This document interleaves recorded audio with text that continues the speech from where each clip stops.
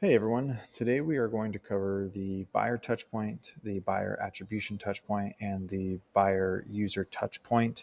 You'll see in the documentation that Biz touchpoint, Biz attribution touchpoint, and the Biz user touchpoint, we're making a shift in what the naming convention in that is to buyer. So you'll hear me move back and forth between the two. The reason why I'm going to talk about these now, you're probably saying, okay, we know what the BT is, right? The buyer touch point or biz touch point is. We can report on that in the CRM. That's a very common object that we're familiar with. The same thing with the BAT or the BAT. But the reason why I want to do that is because there's a significant leap from someone who's reporting out of their CRM or inside of Marketo Measure Discover to someone who moves into a Power BI. And I really encourage, really, as people mature in their data journey, to move into a BI tool or a visualization tool to really enhance their data. And one way to really do that is through buying or purchasing the data warehouse of Marketo Measure. Those customers that are moving into the ultimate version, which I have a video on the ultimate or Marketo Measure Ultimate, that automatically comes with the data warehouse. So I just want to spend some time on how this enhances your data. This page here talks about all the different tables or objects that are available with the data warehouse. I'm going to spend, as I mentioned earlier, time on the three today. These three are really significant. As you probably know, if you've been reporting inside of the CRM, you build buyer touch points with buyer person, or with BT with biz person, or BAT with the opportunity. So you already know the value of those objects. What I want to show you is, due to CRMs having a restriction on how much data it will hold because of runtime, and that's how CRM systems make money, right? There's a piece to this that I want to really show where the data gets enhanced by moving to the data warehouse. And so the biz touch point here is, as those who have reported in the CRM, you would see a number of good amount of data points: the channel, the campaign, the ad information, when did they fill out this form, what was the referring page. You would get all that information, a lot of really good rich data. What the biz touch point does is it actually will take that a little bit further. You have every single segment that you create. The segments are awesome especially as you move into the data warehouse, because when you create segments in Marketo Measure, as you know, you can add in opportunity data and account data, both data points, onto this data point. So it enables you to do joins better as you're trying to, combine tables and that sort. So it really enhances the ability and stretches your ability to get richer data. And it reduces the friction of connecting those data points, right? When you build out those segments.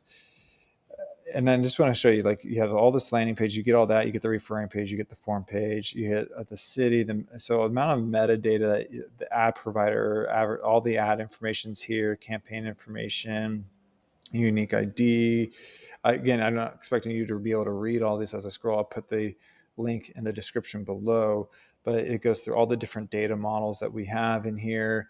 I mean, the data is so rich, right? And this, for any person that really loves data, would enable you to just really get your hands dirty with this, which is just awesome, right? It takes it a lot further than what you're seeing inside your CRM, and it will enable you to kind of manipulate the data how you want, and what your executives want to see, right?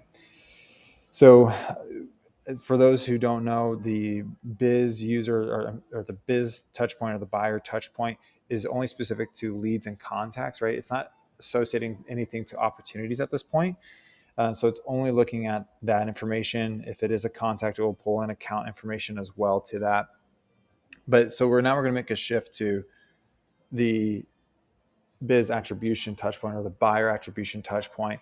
This is where all those touch points get associated to an opportunity. So if a BT or a buyer touch point is not associated to an opportunity, you're not going to see that touch point on as a BAT, right? It's just not happening.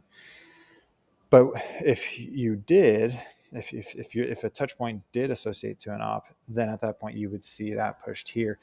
Again, the value add on this is now I'm able to see account data, contact data, and opportunity data all in a single place, right? This table would be able to hold a lot of that, along with the additional metadata that was collected with the website traffic or the campaign that they engaged with, all of that, right? It's extremely, extremely powerful. You'll see this as you scroll through what's accessible in this. I just think it's really awesome to be able to look at.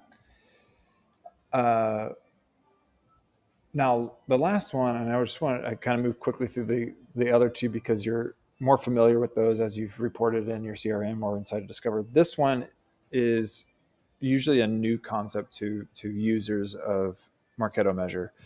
The user touchpoint does not need a lead or contact inside of the CRM to populate. Okay. Hopefully for some of you, like mind blown, right? Like that to me is just awesome. This is where it gets really, really cool. So a lot of people talk about like dark funnel, this and that. I don't know if it's like, I have my own opinions about it and that's fine. But what this enables you to be able to do is say, okay, well, if someone is not in my marketing automation platform and someone is not in my CRM, so I don't have an email really to associate to, but they're engaging with my website for whatever reason. Like I'm able to still, let's say they're in a different database that I don't have access to as a marketer.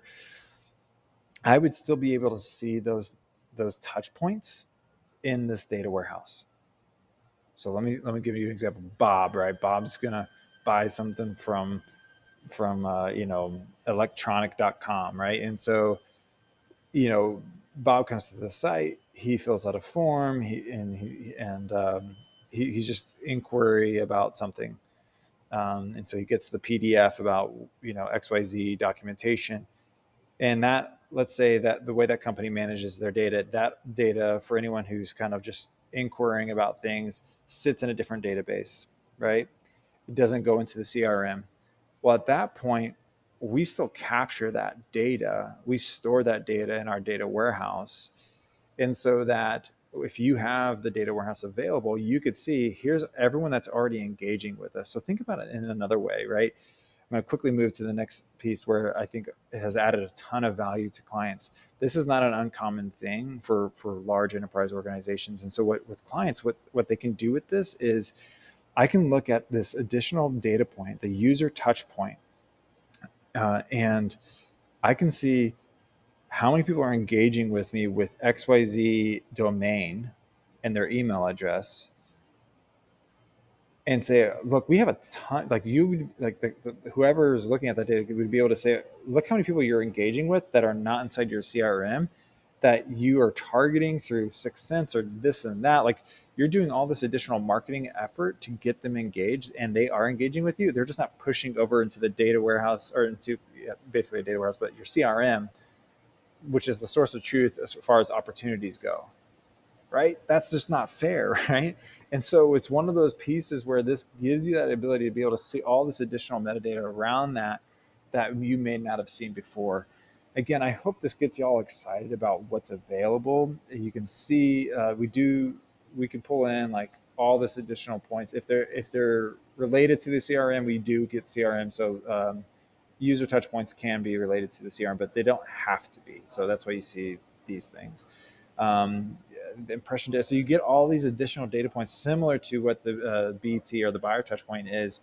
It's just, it doesn't have to be associated to a CRM campaign or a lead or contact ID, which is really cool. So hopefully this gets you all excited about the data warehouse and is helpful. Let me know if you all have any questions, and thanks so much for watching.